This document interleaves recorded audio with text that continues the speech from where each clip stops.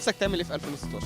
نفسي اشحن كارتين 200 قبل ما اموت. نفسي اشتري لانش. حابه اسافر بره. نفسي اشتغل. نفسي احج ان حال البلد يتصلح. نفسي ابقى عندي لعب كتير. والله هو انا ثانويه عامه بس نفسي اعدي على خير. نفسي يبقى عندي كلب. نفسي ان انا انجح، دي اول حاجه، وابقى معيد في المعهد ان شاء الله. نفسي اتجوز 2016. اشتغل شغلانه كويسه، بالشهاده بتاعتي. اصحى حلمي ان الاقي شقه واتجوز. انا نفسي افتح مصنع كبير زي حديد عز كده، عايز بقى اجيب عربيه وفيلا ومصنع موبايلات. ربنا يكرمني بواحد ابن حلال. نفسي اكون بيه يعني في البلد، يكون عندي فيلا وعربيتي بي ام وشاليه. اي حد نفسه في فلوس بس مش اكتر يعني.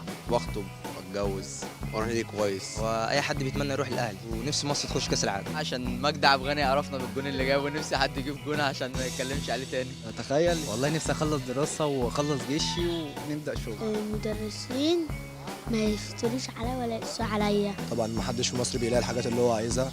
كلها سنين شبه بعضها يعني.